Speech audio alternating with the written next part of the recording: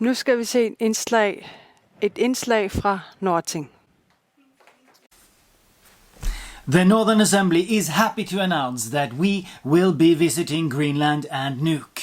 The Northern Assembly is a nomadic people's parliament of the North, a party for the periphery, a separatist movement for the Arctic colony.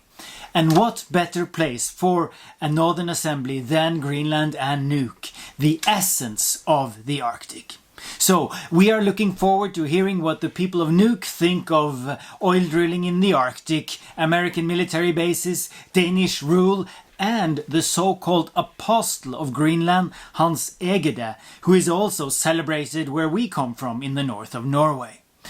As always, the Northern Assembly is here to remind us that the world looks different seen from the north, that the people of the north have to decide their own future, and that the Arctic is not for sale, no matter who is trying to buy. As we say it, make the North great again. See you in Nuuk. My name is Amund Sjølisveen, and welcome to this brief introduction to Pan-Arcticism. Today we are going to look at the historical background of Pan-Arcticism, the current situation, and also a possible future of the Pan-Arctic idea, or ideology if you will. So let's begin with a brief review of the historical background. The circumpolar area is, like the rest of the globe, today organized as nation-states. This organization is fairly new. We know, for example, that the border between Norway and Russia was not formally established until 1826, that is less than 200 years ago. We know that Alaska was a part of Russia until 1869, only 150 years ago, and if we go back only 100 years, borders between states were neither solid nor very important to most people. So, both nation-states, visas and border control are fairly new inventions. In the Arctic, there has of course been people much longer than that.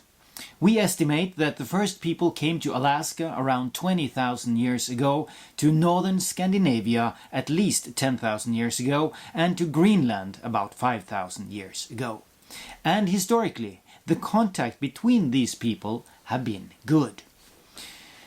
We know, for example, that some of the indigenous languages of Greenland, Canada, Alaska and Siberia have common origin.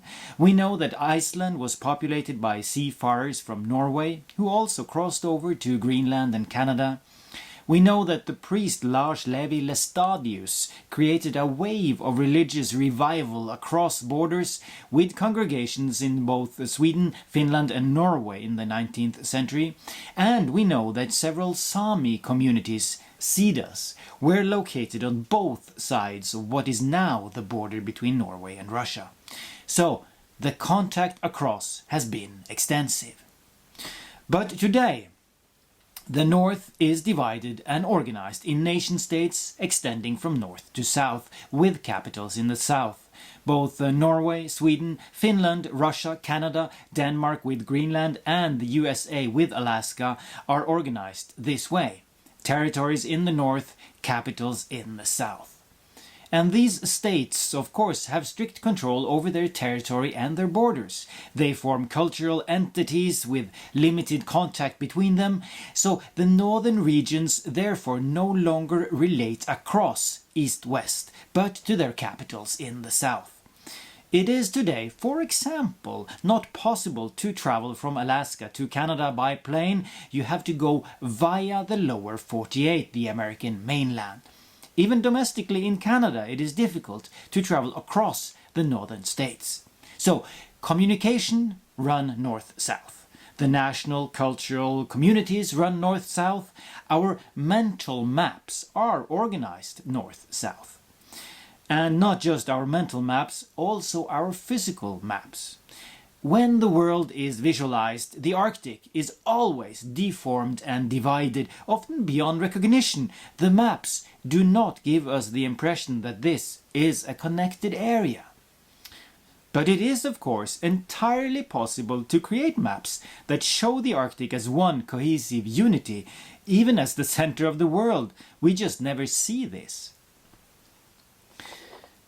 But if we did, we would see that the North may resemble the Mediterranean area. Several cultures with similar living conditions gathered around a common sea area.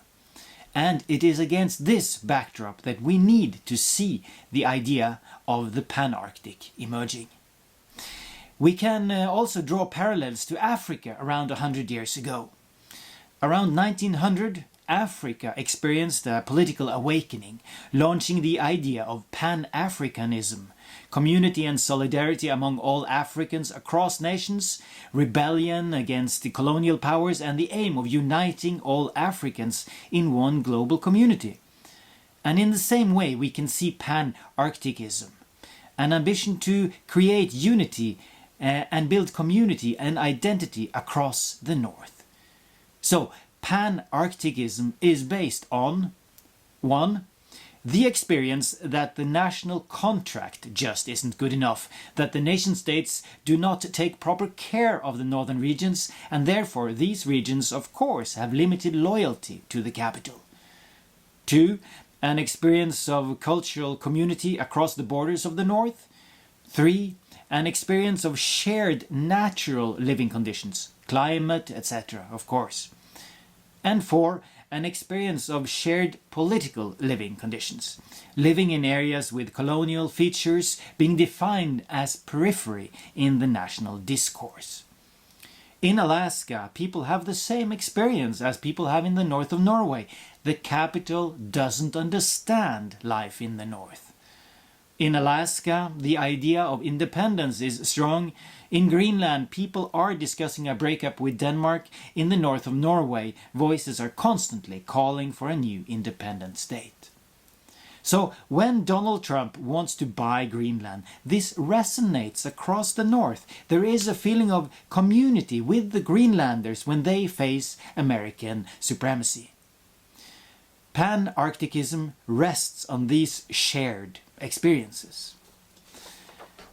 And let's then look at the future of the Pan-Arctic idea or ideology and the idea of a Pan-Arctic unification.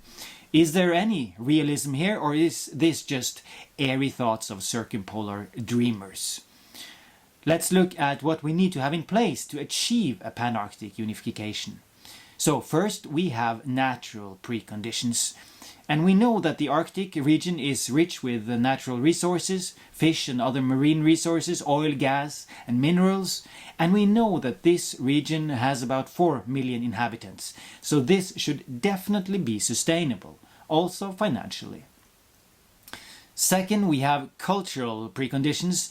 And there are many signs today of a growing community in the North. A number of organizations are also formally working for increased contact across the circumpolar area, and partly with separatist goals.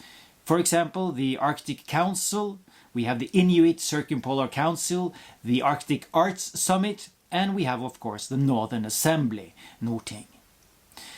Third, we have political preconditions, and this is of course, clearly the challenge. Few would argue today that Pan-Arctic unification is politically possible. But we know that nation-states are not necessarily very solid. They are constantly splitting and forming again. Think, for example, of Korea, where South and North Korea used to be the same states, but today they are extremely different, both politically and economically. Besides, it is not first and foremost in the political arena that the struggle for Pan-Arctic unity takes place. This is, like in many other issues, a struggle of ideas and of how we choose to describe the world. It is a cultural battle. Social scientist Joseph Overton has described this discourse window, or the Overton window as it has been called. If what you want to achieve is outside of this window of what is generally acceptable today, then it is not possible to find a political solution. Not yet. An idea on the fringes is too radical to be adopted, even too radical to be seriously proposed. So first, public opinion needs to change. Attitudes must change. Common sense must shift. So, the question of Pan-Arctic unity is a struggle of moving the window of popular ideas. It is a cultural, battle of common sense. It is a battle of symbols, rituals, and emotions. And as we need to constantly remind ourselves when it comes to political questions, reality can always be changed. And in that perspective, Pan-Arctica is indeed possible.